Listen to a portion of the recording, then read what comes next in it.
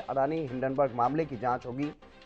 Supreme court ने इस मामले में 6 सदस्यीय एक्सपर्ट कमेटी का गठन कर दिया है। ये बड़ी खबर आपको बता रहे हैं।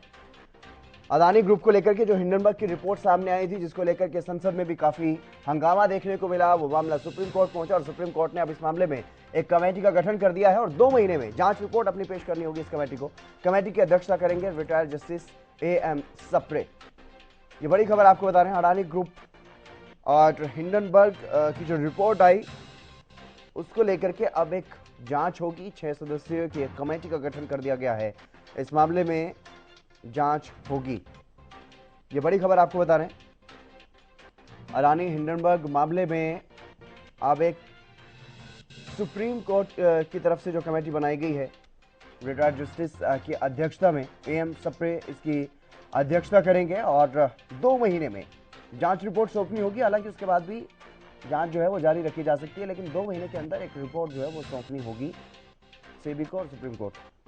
ये बड़ी खबर आपको बता रहे हैं। अडानी हिंडनबर्ग मामले की अब जांच होगी, जिसकी मांग लगातार विपक्ष की तरफ से की जा रही थी, कांग्रेस की तरफ से की जा रही थी। अब इस मामले में जांच के आदेश दिए हैं सुप्रीम कोर्ट ने और कमेटी का भी गठन कर दिया है।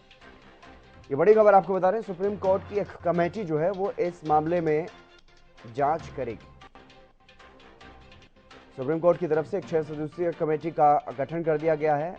एक्सपर्ट की कमेटी है और इस कमेटी की अध्यक्षता रिटायर्ड जस्टिस करेंगे, रिटायर्ड जस्टिस AM सप्रे। वो इस कमेटी की अध्यक्षता करेंगे और इस मामले में अब जांच की जाएगी।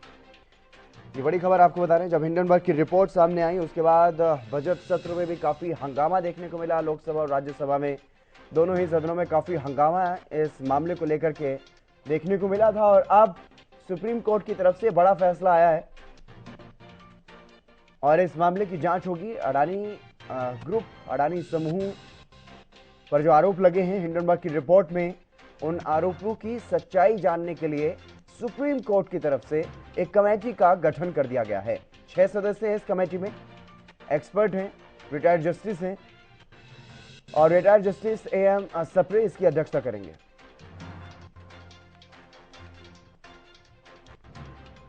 हमारे विशेष संवाददाता सुशील सिंह हमारे साथ जुड़ गए अधिक जानकारी के साथ। सुशील, क्या कुछ ज्यादा जानकारी इस मामले में? सुप्रीम कोर्ट की तरफ से एक कमेटी का गठन कर दिया गया है और 2 महीने में जांच सौंपनी है इस कमेटी को।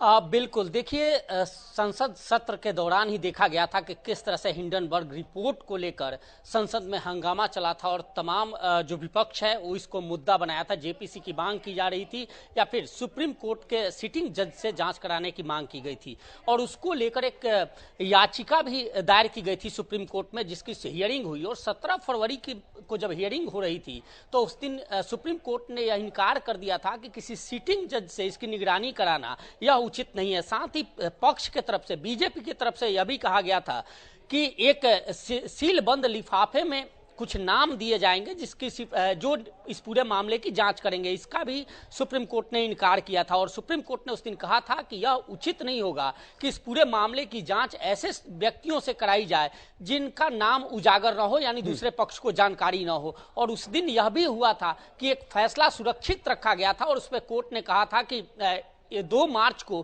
कोर्ट अपना डिसीजन देगा कि इसकी जांच कैसे हो और किस तरह हो। और आज 2 मार्च को, गुरुवार को, सुप्रीम कोर्ट ने एक आदेश दिया और उस आदेश के तहत 6 सदस्यीय कमेटी का गठन किया गया है जो इस पूरे मामले की जांच करेगी और 2 महीने के अंदर सीलबंद लिफाफे में ये जांच रिपोर्ट सौंपेगी। साथ ही सेबी को भी आदेश दिया गया है कि वो भी अपनी पैरेलल इंक्वायरी करे और वो इंक्वायरी भी 2 महीने के अंदर सबमिट करे, ऑन टेबल करे रिपोर्ट। और देखिए, जो 6 सदस्यीय कमेटी बनाई गई है इसमें AM सप्रे हैं जो न्यायाधीश है, पूर्व न्यायाधीश है, रिटायर्ड न्यायाधीश है, इनका नाम है। साथ ही OP भट्ट हैं, उनका नाम है। जस्टिस KP देवदत्त है, KV कामत है, N नीलकेणी है और सोमेश्वर सुंदरेशन हैं।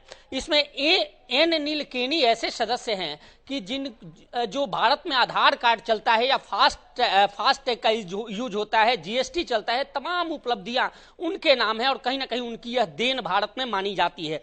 और सामी जो सोमेश्वरन है, इनके ये आईसीआईसीआई के सीईओ भी रह चुके हैं, एमडी भी रह चुके हैं। तो यानी जो 6 सदस्यीय कमेटी है, सब अपने अपने फील्ड के माहिर लोग हैं, कहीं ना कहीं मध्यस्थ हैं, और इनके कंधों पर यह जिम्मेदारी है। और मुझे लगता है कि जो विपक्ष लगातार डिमांड कर रही थी कि इस पूरे मामले की हिंडनबर्ग रिपोर्ट की जेपीसी से जांच हो या फिर एक ऐसी कमेटी से जांच हो जो निष्पक्ष होकर इस पूरे मामले में रिपोर्ट ऑन टेबल करे, और यह आज आदेश हो गया है। और अब देखना है कि 2 महीने के अंदर इस पर रिपोर्ट जो सौंपी जाती है, उस रिपोर्ट में क्या कुछ निकल कर आता है। जी बिल्कुल, लेकिन सुशील क्या समझा जाए, क्योंकि केंद्र सरकार की तरफ से कहीं ना कहीं इस मामले को दबाने की कोशिश की जा रही थी और इस मामले पर खुल करके कोई बात भी जो है वो जानबूझ करके नहीं कही गई। लेकिन अब सुप्रीम कोर्ट की तरफ से जब कमेटी का गठन हो गया है तो क्या समझा जाए, क्या ये केंद्र सरकार के लिए झटका है या अडानी समूह के लिए झटका है, या फिर एक सच जो सामने आना चाहिए वो अब सच सामने आने की उम्मीद?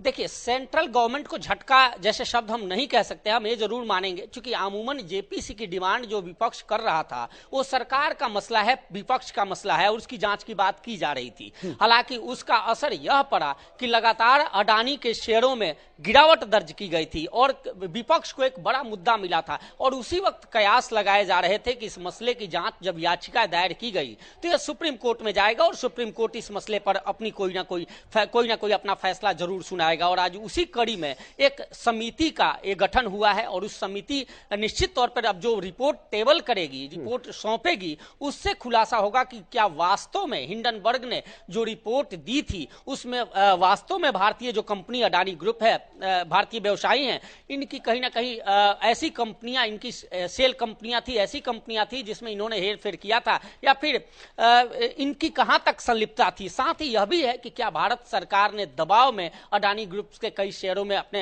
एलआईसी जैसे तमाम बड़े का एसबीआई, एलआईसी के तमाम बड़े संस्थानों का पैसा लगवाया। तो ये तमाम चीजें और ये जांच की बात है, और निश्चित तौर पे इस जांच रिपोर्ट इंतजार है 2 महीने का कि जब 2 महीने में यह जांच रिपोर्ट सामने आएगी। चलिए, बहुत शुक्रिया तमाम जानकारी देने के लिए सुशील। तो अब इस मामले में जो विपक्ष की तरफ से मांग की जा रही थी, पहले जेपीसी की मांग की जा रही थी, लेकिन अब सुप्रीम कोर्ट में जब ये मामला पहुंचा तो 6 सदस्यीय एक्सपर्ट कमेटी बना दी गई है। 2 महीने में जांच इस मामले में सामने आएगी।